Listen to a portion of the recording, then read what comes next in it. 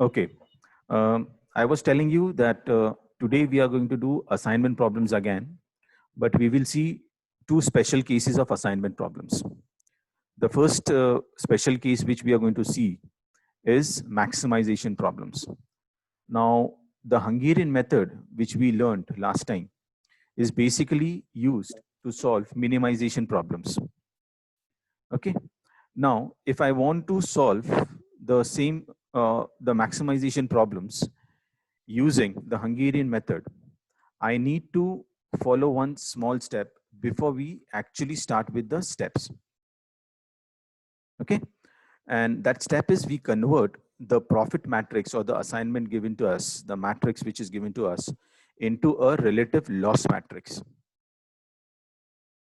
Clear? Is my voice clear now? Whatever I have told, it was clear? Yes, sir. Yes, sir. Okay.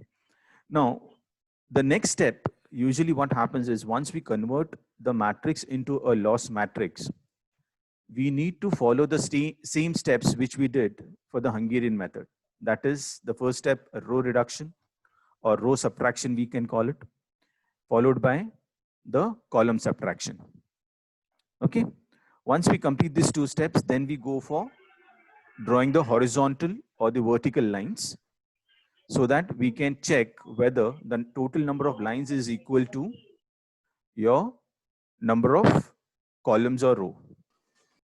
And then we can perform the assignment.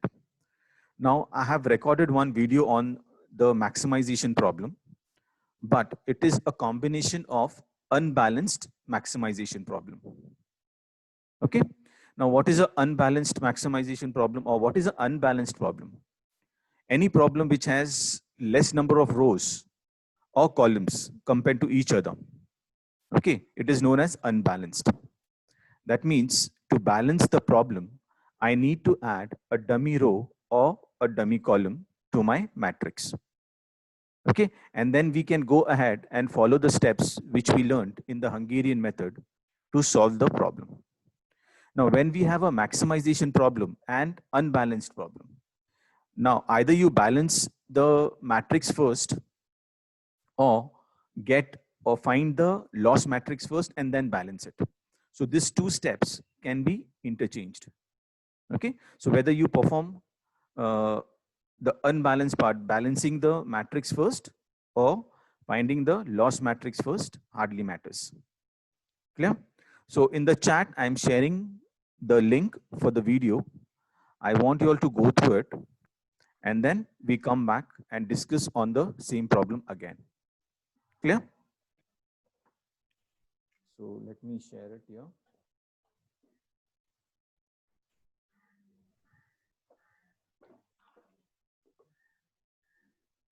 Just 1 minute. Let me copy the link.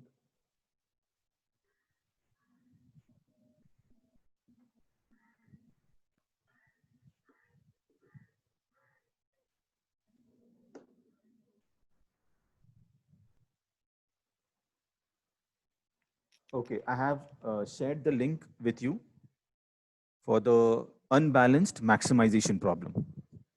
I want you all to go through it and then we come back. Any doubts? Or if you want, you can give me any other suggestions if you have.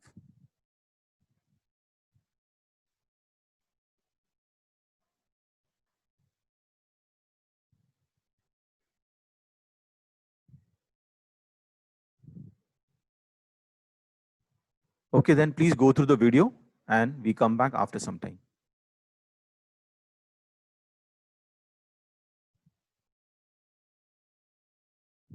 Okay, the second special case of assignment problems are your prohibited assignment problems. Okay, prohibited in the sense, if suppose like last time we saw examples where a particular job was supposed to be assigned to employees, different types of employees, depending on the skill sets or depending on the cost and all. Okay. Now, something can be there where, you know, some employees might not be having those skills to perform that task. So in such case, what happens is the assignment problem, which is given to you, they mention some conditions.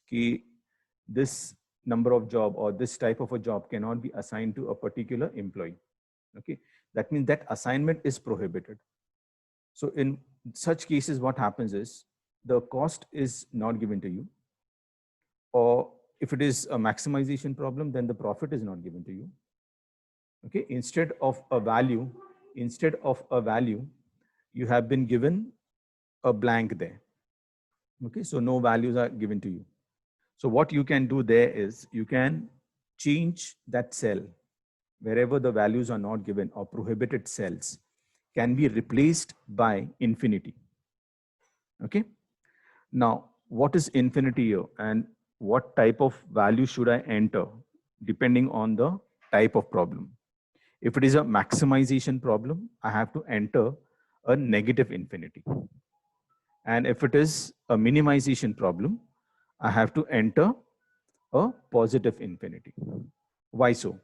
Because if it is a maximization problem and I'm performing the first step, that is converting the profit matrix into a loss matrix, then any value subtracted or minus infinity, a maximum value subtracted from infinity minus infinity will give me the same number itself.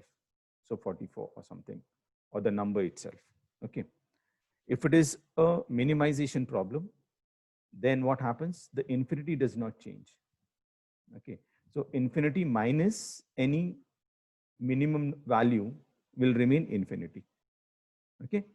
And whenever we complete the assignments after that, what we can do is, while solving the problem at the end, when we are calculating the values, either maximum value or the minimum value, we can ignore the prohibited cells.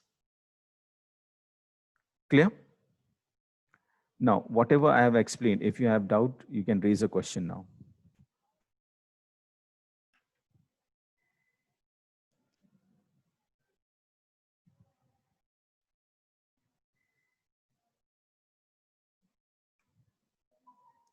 No doubts?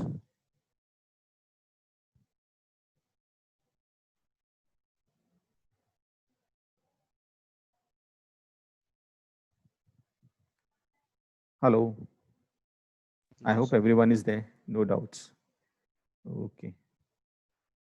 No, sir. No doubts. Fine, fine. Now, there's an example which I'll be sharing you now, which is related to your prohibited assignment problem. Again, it's a link which I'll be sharing in the chat. I want you to go through it. And then when we come back, if there are any doubts, we clear that. Okay. And that will be the last video for today's session. Clear? So yes, sir.